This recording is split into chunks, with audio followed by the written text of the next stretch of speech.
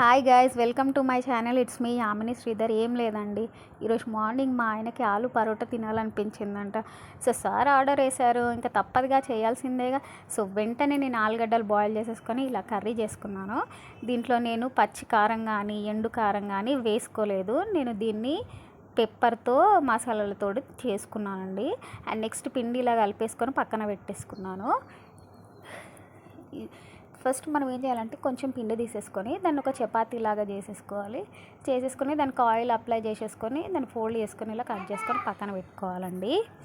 ఈరోజు నేను 2 types of parottas చేస్తున్నాను. ఒకటేమో ఇలా రోటీస్ వేసుకొని 2 రోటీస్ మధ్యలో స్టఫ్ చేయడం. నెక్స్ట్ ఇంకొకటి ఏంటంటే పోట్లీ టైప్లో స్టఫ్ చేసుకోవడం. తెలుసు కదండి, పోలలకు చేసుకోము మనం, పప్పు పోలలకి ఆ టైప్లో. అదైతే కొంచెం కష్టం అండి, ఇదైతే కొంచెం బెటర్. నాకైతే ఇదే నచ్చింది. నాలా పరోటాలు చేయరని వాళ్ళు చాలామందే ఉంటారు.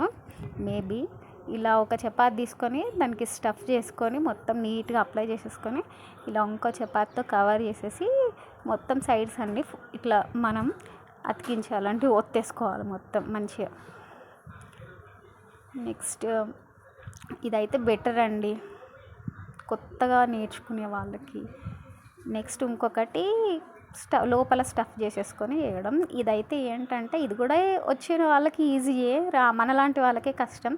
ఏంటంటే లోపల స్టఫ్ మొత్తం బయటకు వచ్చేసి అంత చూడడానికి బాగుండదు, తినడానికి కూడా బాగుండదు. అండ్ ఫైనల్ రిజల్ట్ ఇదండి. థ్యాంక్ యూ చూస్తున్నందుకు. And please like and subscribe my channel.